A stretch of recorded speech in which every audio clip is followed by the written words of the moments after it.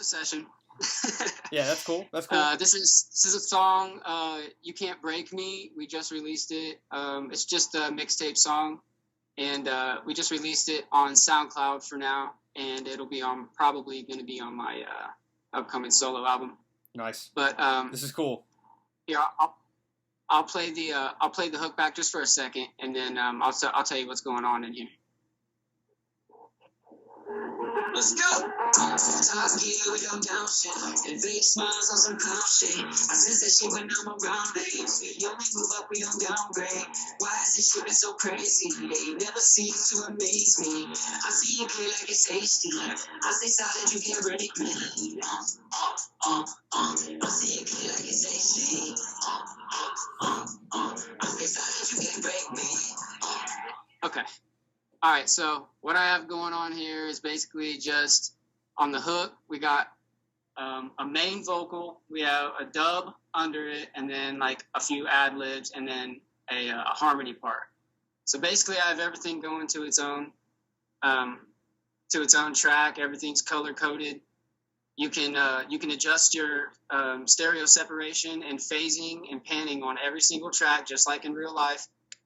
Just like this board, but the digital version. Right. This is the reason why I like FL Studios so much, because at the bottom of every track, you can actually just side chain to any other track or do sends right away, just no problem. That's awesome. So basically, I just have everything going to a bus and doing some mid-side volume changing. First thing I always do to vocals is subtractive EQ, which I learned from Josh Cox. So the triple D, Manny triple D from Waves is the best for this. D-Box and D-Harsh knob are golden. The Renaissance pack from Waves is the best. You get R-Comp, REQ, RDSer, R-Vox, which is a limiter / compressor. I use Waves myself, and these are all really good. So I don't want to get too nerdy with it, but in general, what I'm doing is basically subtractive as soon as I go into the chain. So I'll track with Vocal Rider or maybe like a soft tube tech compressor and maybe auto-tune. And then once it hits the actual vocal bus, it's all subtractive first, like de-essing and de-boxing, right, and de-punching and just leveling everything out evenly. And then slight compression, and then EQ and boost, and then this is where you got to be super, super careful. 2 to 3 dB changes during the entire mixing process. If you're doing any more than 2 to 3 dB changes and not gain staging between each stage, you're doing it wrong. And why? Why? Explain to everybody why that could be an issue, because I agree with you. Okay, so as soon as you record your vocals and they go into the computer, never, ever peak above -6 dB. Ever, ever. In any program, under any circumstances, do not. And then every single step that you make in the vocal chain and in that process, gain stage with just a regular gain knob or a gain plugin, or even the output knob on the plugin that you're working with, it gains stage right back to under -6 dB. Yeah. As soon as you open your session, if you make all your the entire instrumental under 6 dB, and then you do that to every other track, everything else is going to be an even slate by the end. Right. And then once you do get into mastering and do your limiting, everything will be nice and even throughout. And what does Vocal Rider do? So Vocal Rider is basically automatic automation with no compression sound. So as opposed to just throwing a compressor on a vocal and assuming that it's going to level out the peaks, make them even, and the low parts, make everything nice and even, this Vocal Rider does it with no compression at all. It's automatic automation. So you don't have to go in and draw your automation. Making sure that level is like the same that, consistently, you're just right? for the tone. It's making sure that level is consistent, that volume, correct? Yep. Right. And so one of the other things I want to point out too is that you're saying is that if you raise EQ too much, I could be wrong, but what I think you're saying is that it's going to be too hard on the speakers. It could clash with other instruments and other vocals, And therefore, when the final phase of mixing and mastering happens, you could have a spike in frequencies that may make maybe sound too brittle, too high end. Yeah. This is a common mistake in the mixing and mastering world right here. This is a key point. People think that during mixing, boosting high on the EQs near 8K and 10K, if you do that around an artist while they're in the room, they're like, ooh, keep it. And you're like, no, that's not how this works. And then you got to go through the process of explaining to them why it will not work. And the easiest way to tell people is during the mixing process, everything is just evenly matched across the board. You're not trying to, if you got a nice, warm, awesome analog track and you're just mixing to a 2-track stereo and you put your vocals on it, you're just matching your vocals based on what you're hearing in the music. If you put your vocals in, you're boosting high EQ, and then the beat doesn't do that. Right. When it's sent to mastering and the mastering is done, it's entirely ruined. Right. So your goal is to just match it perfectly and blend the vocals into the music and let it sit there in a nice, even way, and then master. And then when you master, then you can raise some of those high frequencies, and it boosts the music and the vocals at the same time. Yes. Yep. Yes. And all that clarity can be done at that point, too. So it's not always trying to get that crystal clear during mixing. So. You know your stuff, man. You seem to have a lot of knowledge when it comes to equipment and promotional tools. What do you think people could know when it comes to like different promotional? Besides, you've mentioned this already a little bit, but is there any promotional tools that you recommend that you found helpful? Now, I have all the information in the world for everything besides marketing. I'm the worst marketing guy, and I'll be the first to admit that. Oh, no, actually, all artists have that problem, I think. I think so, too. I think, honestly, man, this is what I've came down to lately. This right here is golden information as well. If you're, are you hip to Patreon? It sounds familiar, but I have to tell you, I'm not, no. So the Patreon app allows you to, like, I could start a Patreon right now and get people to follow me, and they pay like $3 or $5 a month, and then they get exclusive access to all your new stuff. And it's kind of a new way for artists to get out there and find a following. And if you do any kind of marketing research, you'll find that the 1,000 Superfans idea is just one of the best ideas ever. Ryan Leslie is kind of who came up with that. And it's genius.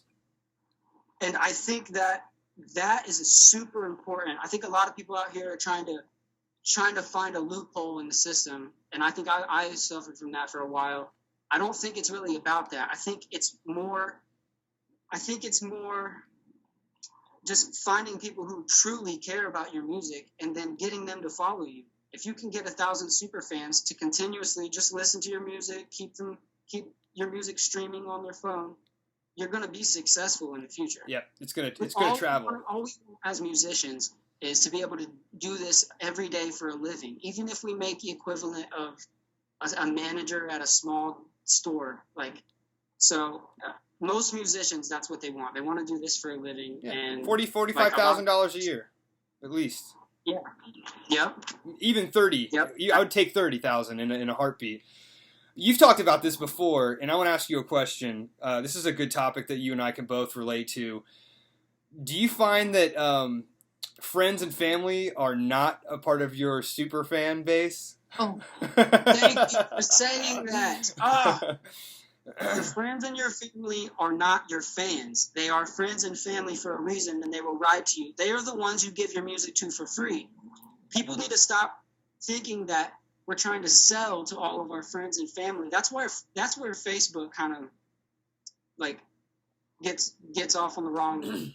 Like people, I don't know. It's not the right platform. You're right. On Facebook when you try to promote your music on there, I feel like, and it needs to be more personable. Yep, you're absolutely right. I saw somebody commented not too long ago saying, "Look, don't expect to create fans from Facebook. It's not going to happen." And I've seen that time and time again. I really, really have. So any artists out there listening to this, check out Patreon. I think he's onto something there. And I think that even Number One Music would be another one that I would recommend.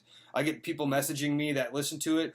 the thing with Number One Music is cool is that the listeners that are a part of that website, in order for them to listen to more music, they have to respond and give messages to people, and it's there's like it's a point based system, which is really really sweet.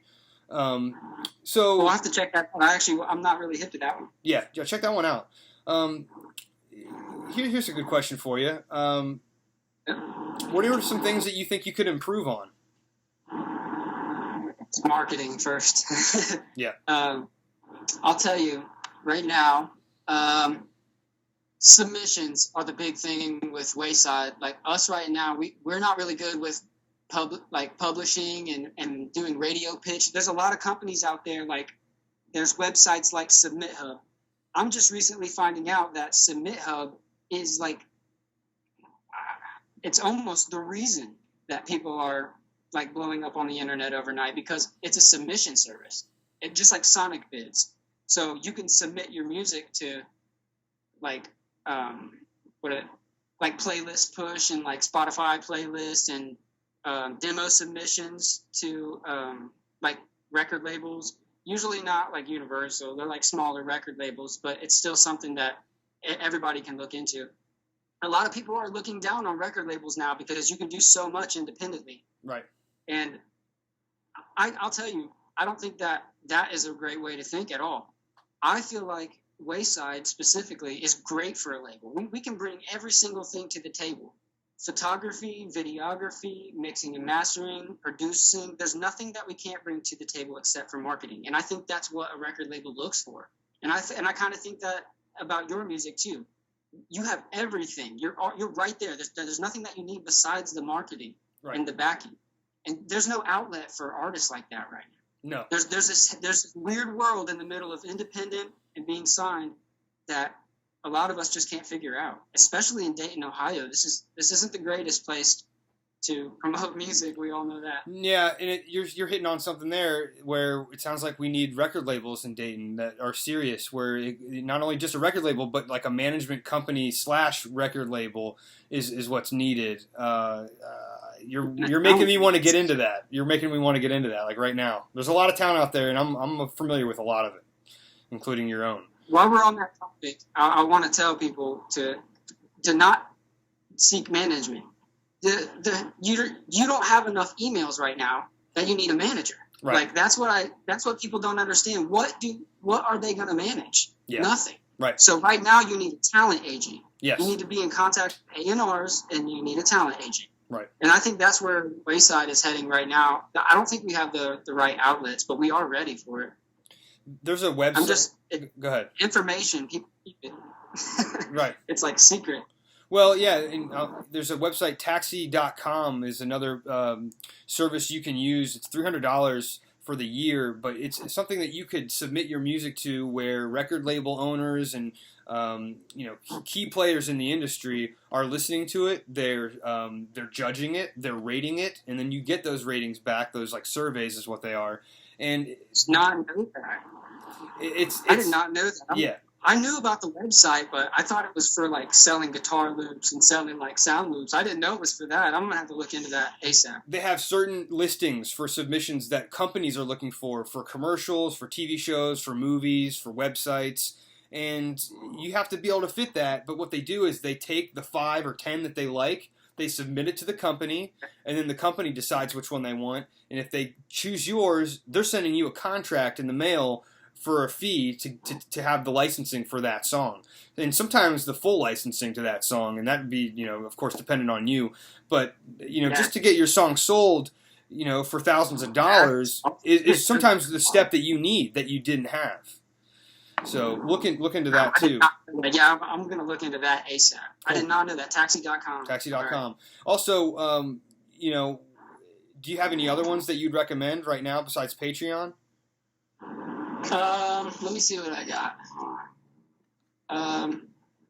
Not specifically for that, but I do have 2 other tools that are kind of along the same lines, and like MailChimp. Are you familiar with that? No.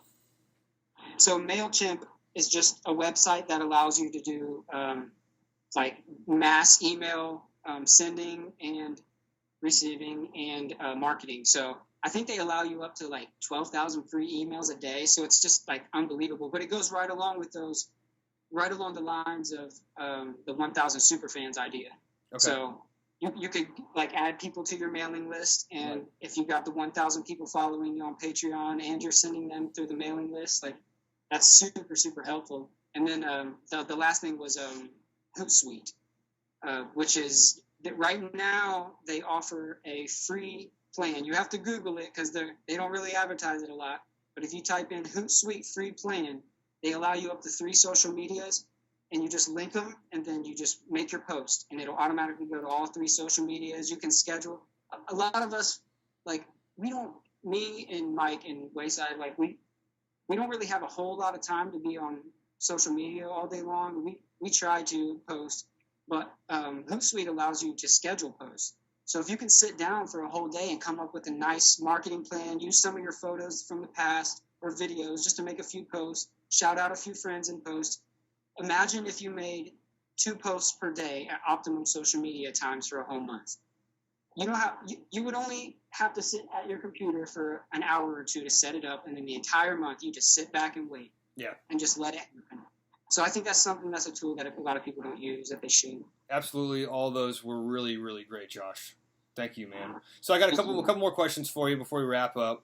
What equipment would you like to have in the future for your studio you don't currently have right now? I like that. The dream wish. Yeah. Yeah. Now you're talking my language.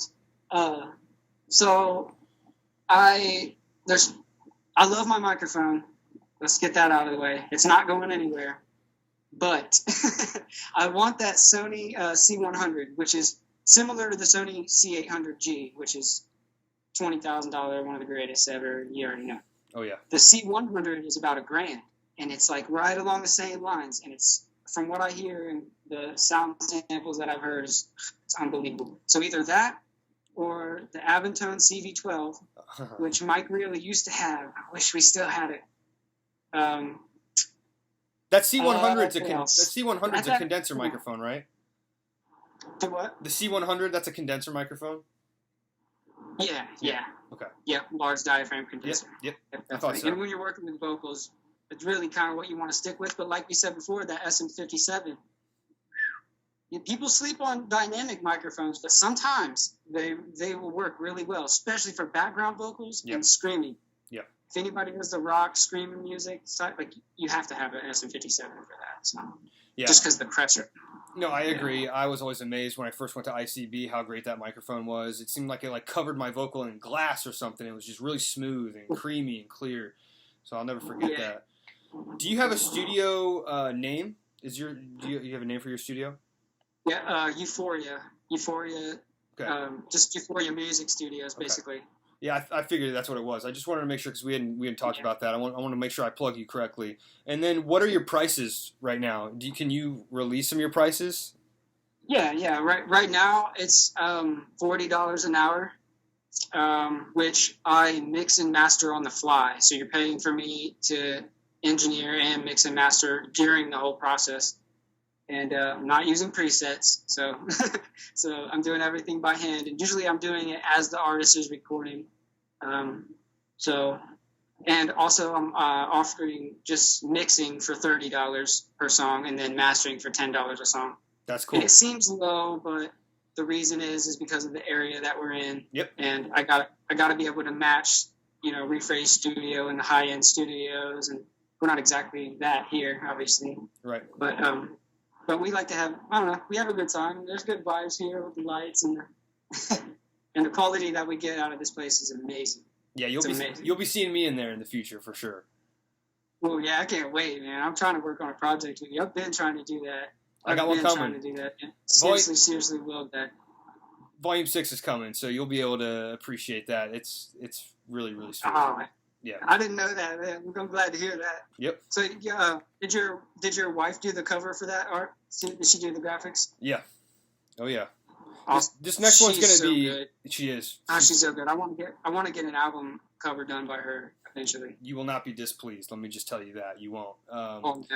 Everything I've seen from her is awesome so far. What is she? What tools does she use to to do that? She does pastel, and the biggest thing it's gonna blow your mind is colored pencil. You can get some really solid colored pencils, and of course, there's like highlights that she uses with marker, like fine point marker.